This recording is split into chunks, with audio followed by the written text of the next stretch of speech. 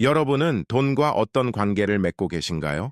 언제 만나도 마음이 놓이는 가까운 친구처럼 편안한 존재인가요? 아니면 매일같이 숨가쁘게 쫓아가지만 좀처럼 거리가 좁혀지지 않는 차갑고 낯선 대상인가요? 오늘은 조금 특별하고 본질적인 질문으로 시작해 보겠습니다.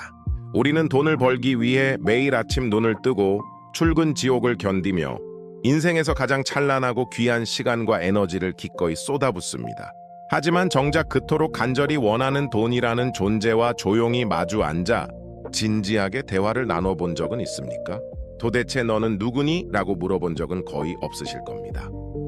맨손으로 시작해 전 세계 11개국에 4천여 개의 매장을 일궈낸 스노우폭스의 창업자이자 1조 원대 자산가인 김승호 회장은 우리의 이런 맹점을 날카롭게 지적합니다. 가만히 주변을 둘러보십시오. 왜 어떤 사람의 곁에는 돈이 마치 강력한 자석에 끌리듯 무리지어 달라붙고 어떤 사람의 손에서는 모래알처럼 스르르 빠져나가는 걸까요? 어쩌면 우리가 그토록 갈망하는 분은 맹목적으로 쫓아가 붙잡아야 할 대상이 아니라 오히려 내가 그것을 어떻게 바라보고 대하느냐에 따라 결정되는 섬세한 관계의 결과물일지도 모릅니다. 오늘 우리가 함께 깊이 읽어볼 김승호 회장의 돈의 속성은 바로 그 돈과 나 사이의 관계 지도를 처음부터 완전히 다시 그리게 만드는 책입니다. 1조 원대의 자산가가 숱한 실패와 성공 끝에 깨달은 돈의 진짜 얼굴, 그리고 그 이면에 숨겨진 인간의 심리를 지금부터 하나씩 파헤쳐 보겠습니다. 당신은 왜 돈이 내 곁에 오래 머물지 못하는지 그 근본적인 이유를 정확히 알고 계십니까? 통장 잔고가 바닥을 보일 때마다 대부분의 평범한 사람들은 고개를 숙이며 자책합니다. 내가 또 참지 못하고 쇼핑을 했구나. 나는 왜 이렇게 재테크 의지가 약할까? 소비 습관이 너무 나빠서 그래 라고 말이죠. 하지만 여러분 틀렸습니다. 뇌과학과 행동경제학은 여러분의 자책에 대해 아주 명확하게 반론을 제기합니다. 인간의 뇌는 수만 년이라는 긴 진화의 시간 동안 오늘 당장 먹지 않으면 내일은 굶어 죽는다는 끔찍한 결핍의 시대에 최적화되어 왔습니다. 학자들은 이를 현재 편향이라는 용어로 부릅니다. 이성적으로는 10년 후 통장에 찍힐 1억 원이 훨씬 크다는 것을 알지만 우리의 원시적인 뇌에게는 지금 당장 내 손에 쥐어진 5천 원짜리 달콤하고 따뜻한 커피 한 잔이 훨씬 더 강력하고 확실한 생존 신호로 읽히는 것입니다. 그러니까 당신이 매번 저축에 실패하고 소비의 유혹에 무너지는 건 당신의 의지가 남들보다 유독 부족하거나 타락해서가 아닙니다. 그저 당신의 뇌가 수만 년 전 생존을 위해 설계된 매뉴얼대로 아주 성실하고 부지런하게 작동하고 있기 때문입니다. 그러니 더 이상 무기력에 빠지거나 자신을 미워하지 마십시오. 지금 당신이 느끼는 그 경제적 막막함은 당신이 게을러서 벌어진 일이 아닙니다.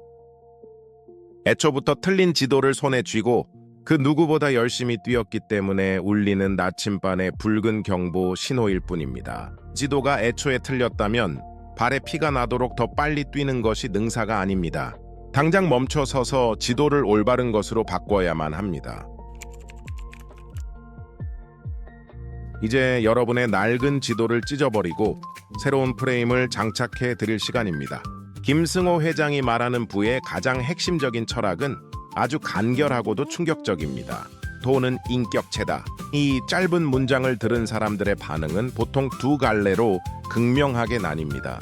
에이, 그냥 부자들이 멋있어 보이려고 하는 비유겠지 라며 콧방귀를 뀌며 넘기는 사람과 이 문장 속에 숨겨진 거대한 심리학적 무기를 단번에 발견하고 전율하는 사람입니다. 심리학에 따르면 인간은 자신이 마주한 대상을 어떻게 프레이밍, 즉 어떻게 규정하느냐에 따라 무의식적인 행동이 완전히 바뀝니다. 돈을 그저 종이 쪼가리, 숫자 혹은 내가 마음대로 부릴 수 있는 단순한 물건이나 도구로 보는 사람은 돈을 아주 쉽게 소비해버립니다. 하지만 상상해 보십시오. 돈을 스스로 생각하고 감정을 느끼고 심지어 좋고 싫음을 판단할 수 있는 실체적인 인격체로 바라보는 순간 우리의 심리적 태도는 180도 달라집니다. 이것이 바로 의인화 전략의 힘입니다. 우리가 입양한 반려동물을 단순한 동물이 아니라 하나의 소중한 가족처럼 대할 때 무한한 책임감이 생겨나는 것처럼 말입니다. 돈을 인격체로 여기기 시작하면 오늘 기분도 우울한데 이 돈 확 써버릴까? 하던 충동적인 질문이 과연 이 소중한 친구를 이렇게 가치 없는 곳으로 내쫓아도 될까? 라는 신중한 질문으로 바뀝니다. 돈은 신기하게도 자기 자신을 하찮게 대하는 사람을 기가 막히게 알아봅니다. 의미 없는 유흥, 한탕을 노리는 도박, 과시욕을 채우기 위한 비투성 이사치에 돈을 함부로 탕진하면 돈은 이 주인이 나를 멸시하고 학대하는구나 라고 생각하고 미련 없이 주인을 떠나버립니다. 반대로 누군가를 돕거나 내 성장을 위한 가치 있는 곳에 돈을 보내주고 돈을 존중해주면 돈은 깊은 감동을 받습니다. 그리고 다시 돌아올 때는 무리지어 다니기 좋아하는 자신의 특성을 발휘해 수많은 다른 돈 친구들을 데리고 옵니다. 특히 김승호 회장은 강조합니다. 큰 돈은 어른이고 작은 돈은 어린아이와 같습니다. 상식적으로 생각해 보십시오. 길을 가다 남의 집 어린아이를 함부로 윽박지르고 발로 차는 사람에게 그 아이의 부모인 큰돈이 제 발로 찾아와 웃어주겠습니까? 우리는 종종 1천만 원, 1억 원 같은 큰돈 앞에서는 벌벌 떨며 소중히 여기면서도 편의점에서 무심코 쓰는 몇천 원, 책상 서랍 속에 굴러다니는 잔돈은 철저히 무시합니다.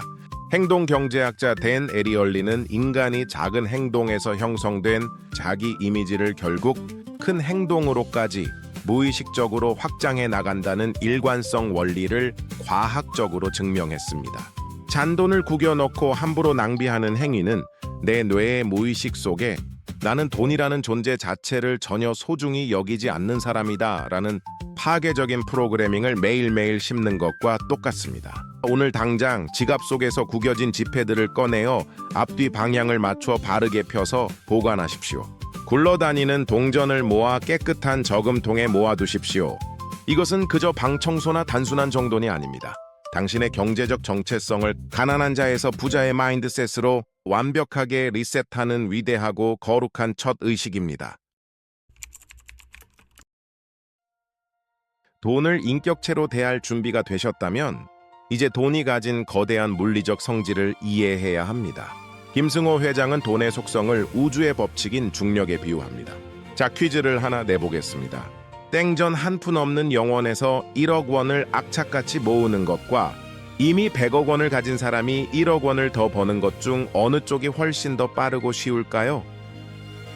정답은 너무나 당연하게도 후자입니다. 왜 그럴까요? 돈은 그 자체로 질량을 가지고 있기 때문입니다. 돈은 모이면 모일수록 자신의 질량을 키워 주변의 다른 돈을 블랙홀처럼 강력하게 끌어당기는 기하급수적인 중력을 갖게 됩니다. 처음 1천만 원, 그리고 1억 원을 모을 때는 내 뼈를 깎는 온전한 100이라는 노력이 들어갑니다. 하지만 그 1억 원이 뭉쳐서 중력을 발휘하기 시작하면 두 번째 1억 원을 모을 때는 90의 노력만 필요합니다. 세 번째는 80, 네 번째는 70, 그리고 마침내 일정한 궤도에 오르면 나는 단 10의 노력만 기울이거나 심지어 가만히 잠을 자고 있어도 돈이 스스로 일하며 돈을 불려나가는 마법 같은 구간에 진입하게 됩니다. 재산은 1, 2, 3, 4처럼 지루하게 더하기로 늘어나는 것이 아닙니다. 1, 2, 4, 8, 16처럼 배수로 폭발하며 늘어납니다. 원금에 이자가 붙고 그 이자에 또 이자가 붙는 복리의 마법이 작동하기 때문입니다.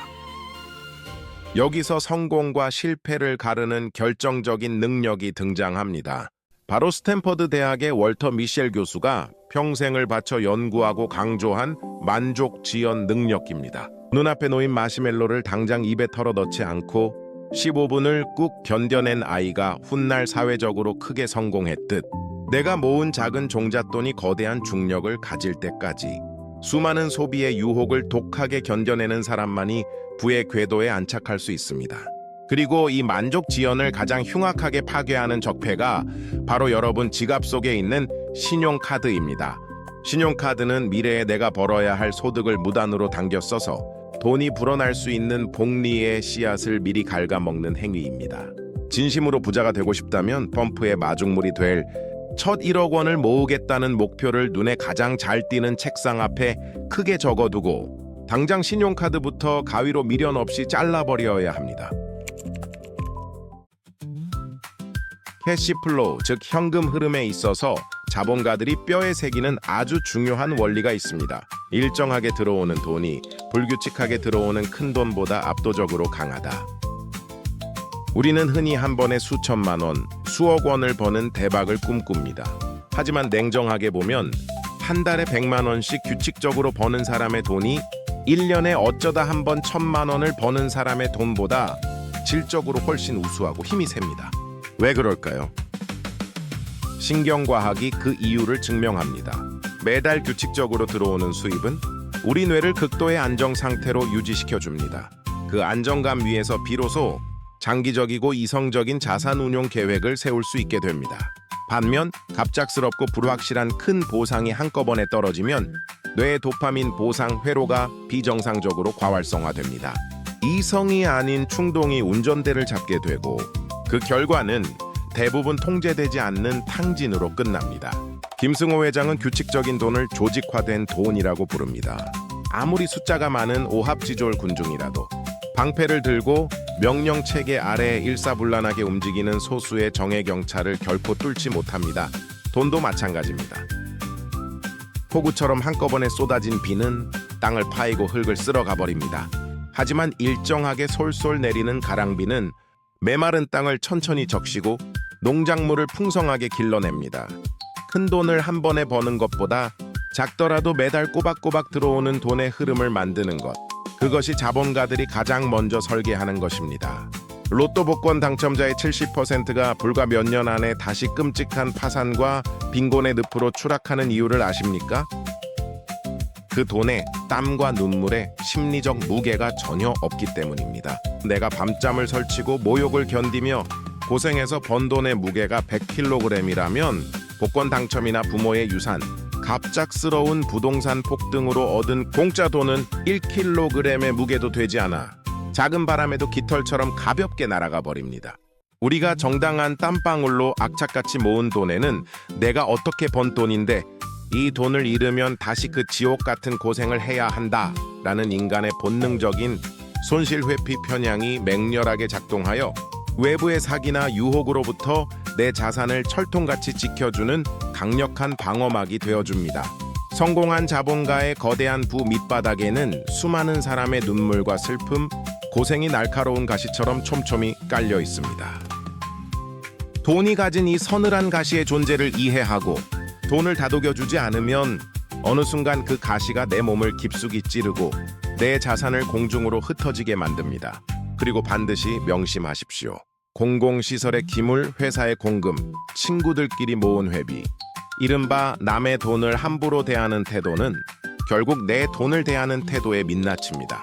남의 돈을 금쪽같이 아끼지 않는 사람은 결코 돈의 존경을 받을 수 없습니다. 우리는 흔히 사업을 잘해서 혹은 연봉이 높아서 돈을 많이 버는 사람을 맹목적으로 부자라고 생각합니다.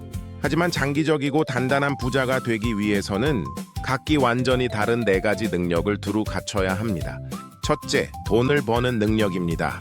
실패를 두려워하지 않는 진취성과 세일즈 능력을 바탕으로 한 공격력입니다. 둘째, 돈을 모으는 능력입니다. 영수증을 꼼꼼히 챙기고 세율과 환율을 계산하며 지출을 철저히 통제하는 치밀한 수비력입니다.